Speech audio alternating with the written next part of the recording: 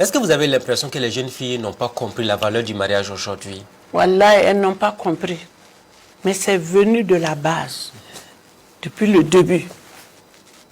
Si on l'avait mis sur le chemin, elle allait comprendre.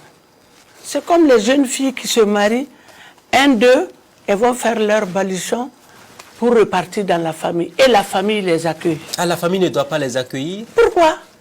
Ah, moi, un jour, j'étais assise, ma fille est venue avec ses enfants. Sa fille me dit, « Mamie, c'est pas papa, non.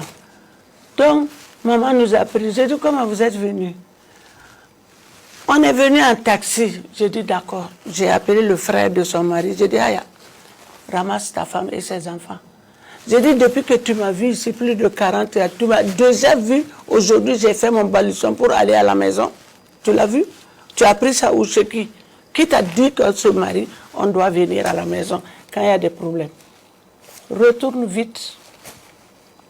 Effectivement, mon mari a suivi, ils sont partis. Après, son mari est venu me demander pardon.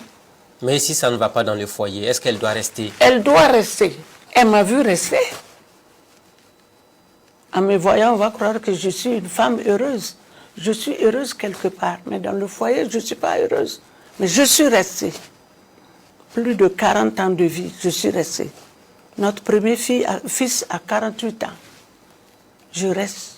J'ai tout encaissé. Jusqu'à demain, je continue d'encaisser. C'est la mort qui va nous séparer. Donc même quand on n'est pas heureuse, il faut rester dans son foyer. Il faut rester. Il faut rester, sincèrement. Les jeunes filles vous diront quand on est violenté, quand on ne respecte pas la femme et tout ça, il faut partir à un moment donné. Il y a des parents même qui soutiennent leurs enfants dans ce sens-là. Oui, mais ce n'est pas bon. Justement, il ne faut pas tout dire aux parents. Je condamne ça avec nos filles. D'eux, avec ton mari, tu pars dire à ton père, tu pars dire à ta mère, peut-être que ta maman, en tant que femme, deux fois, elle comprend, elle te demande de te soumettre.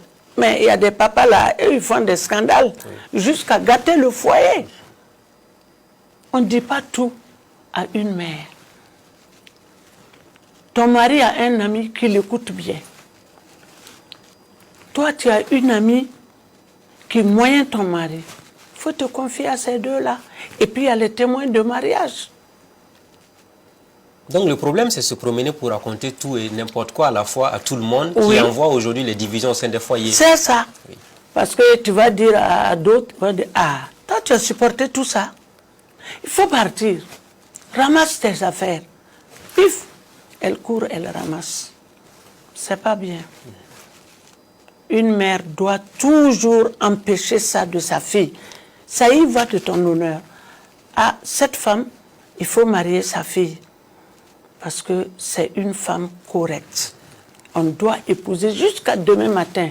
Quand on marie une fille, on fait des enquêtes sur sa mère d'abord. Est-ce que sa mère, est-ce que c'est une femme bien? Elle réunit la famille, celle-là, tu peux marier sa fille. Mais une mère qui est là tout le temps aussi, c'est autre chose. Tu n'as pas un bon nom. C'est la fille de celle-là que tu veux marier. Donc vous voulez dire que le comportement de la mère déteint sur celle de la fille? Oui. Enfin, sur celui de la fille, on pourrait le dire ainsi. Oui.